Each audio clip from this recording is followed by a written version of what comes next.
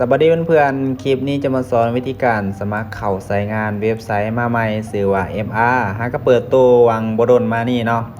สายฟรีลินได้สายเติมลินดีบ่ลงทุนกับสมาร์ทถอนได้เด้อสายฟรีสำหรับ2มื้อแรกทำอิฐนะเดี๋ยวเราจะมาบอกว่ามันถอนแบบใดโอเคก่อนอื่นครับไปเบิ่งวิธีการสมัครกันเลยหลังจากที่เราคลิกลิงก์เข้ามาหน้านี้ตัวทวิตให้เราใส่ตัวเลขแบบใดก็ได้บ่ได้จำกัดตัวที่2ก็ให้เฮาใส่ตัวเลขคือกันเนาะหรือว่าภาษาอังกฤษก็ได้โอเคใส่คือกันเลยเนาะส่วนตัวนี้แม่นให้เฮาใส่ตัวทางข้างนี้เนาะมันจะเป็น2565นี้หลังจากนั้นก็กดลงทะเบียนเดี๋ยวนี้ถ้าว่ามันขึ้นแบบนี้บ่ต้องตกใจเนาะครั้งแรกมันจะเป็นกับทุกคนให้เฮาใส่ใหม่นะมองนี้4 9 9โอเคหลังจากนั้นกดลงเดี๋ยวนี้โอเคมันจะเข้าเนาะหลังจากที่เฮาสมัครเข้ามาเป็นทีมห้อยแล้วทุกคนที่สมัครเข้ามาจะเป็นสายฟรีทั้งหมดส่วนว่าวิธีการเติมเงินหรือว่าสายที่ว่าจะลงทุนเนาะหลังจากที่เฮาเฮ็ดภารกิจฟรี20,000นั้น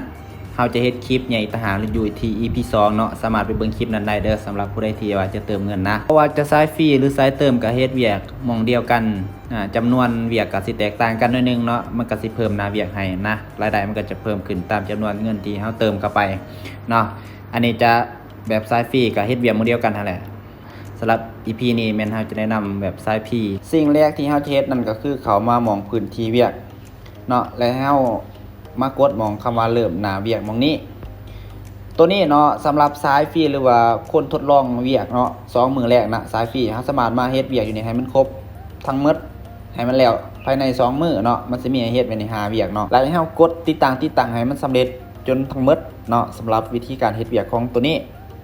หลังจากที่เฮากดภารกิจเสร็จเป็นทีมห้อยแล้วเนาะเฮากดเข้ามามองคำว่าของข่อยสำหรับสายฟรีแม่นให้แจ้งผู้แนะนำเด้อก็คือผู้ที่เฮาสมัครลิงก์นำนะหลังจากที่เฮ็ดภารกิจเสร็จเป็นทีมห้อยแล้วแม่นให้เฮาแจ้งผู้แนะนำเนาะถ้าว่าเฮาจะถอนเงินถ้าว่าเฮาเติมเงินเขานี่เฮาจะบ่ได้แจ้งหยังเนาะมีแต่ว่าคันอยากถอนแล้วก็ถอนได้เลยแต่สำหรับผู้ที่อยากทดลองเวียกเริ่มต้นเนาะอยากได้เงิน 3,000 กีบตัวนี้นะแม่นให้แจ้งโอเคสำหรับวิธีการก่อนจะไปถอนแม่นเฮามาผูกข้อมูลส่วนตัวหม้องนี้ก่อนเด้อคลิกเข้าไปหม้องคำว่าซื้อถ้าว่าเฮาจะถอนเงินนะตัวอย่างเฮาใส่ซื้อไปแบบนี้เด้อซื้อหยังซื้อกี้แบบนี้เนาะตัวอย่างบาทนี้เลขบัญชีธนาคารเนาะมันจะมีอยู่3-4ธนาคารนี่แหละที่ให้ได้เนาะก็คือ BC JDB LDB แล้วก็ LDB LCB เนาะแบบนี้มองนี่ก็ให้เฮาใส่เลขบัญชีธนาคารใส่มันถือโดยกวดเบิ่งแล้วก็จึงกดเพิ่มเนาะจากนั้น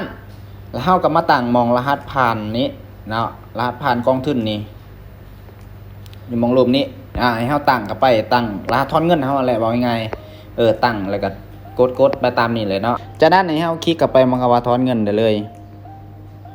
ช่วงเวลาในการถอนเงินแม่นจะอยู่ที่ 12 โมงเด้อหา9 โมงแรงเนาะสำหรับการถอนเงินอยู่นี่นะโอเคอยู่มองนี้เฮาก็ใส่จำนวนเงินที่เฮาจะถอนเนาะสายฟรีจะแม่น 20,000 กีบเนาะถอนเนาะขั้นต่ำแล้วเฮาก็มาใส่รหัสถอนเงินที่เฮาตั้งไปเมื่อกี้นี้จากนั้นกดส่งบ่ต้องแปลกใจเนาะทำให้ขึ้นแบบนี้หลังจากนั้นเฮากดส่งไปทีมห้อยแล้วให้เฮาออกมาอีกหน้านึงให้เฮานี้แคปหน้าจอตัวนี้เอาไว้แล้วให้เฮาไปแจ้งผู้ที่เฮาสมัครลิงก์นำเขาเจ้านะผู้ที่เฮาสมัครลิงก์นำเขาเจ้าให้เอาหน้าจอตัวนี้ไปแจ้งเขาจะทำการแจ้งแอดมินเติมอีกทีนึงสำหรับสายฟรีมันจะค่อนข้างมีขั้นตอนนิดนึงเนาะสำหรับวิธีการถอนเงินของสายฟรีก็สิมีประมาณนี้เนาะสายเติมกับถอนแบบเดียวกันนะต่างแต่ว่ามันบ่ได้แจ้งคือสายฟรีแบบนี้เนาะโอเคสำหรับคลิปนี้ก็มีเพียงเท่านี้เนาะเอาไว้เจอกันในคลิปต่อไปนะจะมาสอนวิธีการเติมถอนของสายลงทุนเนาะโอเคพบกันในคลิปต่อไปบ๊ายบาย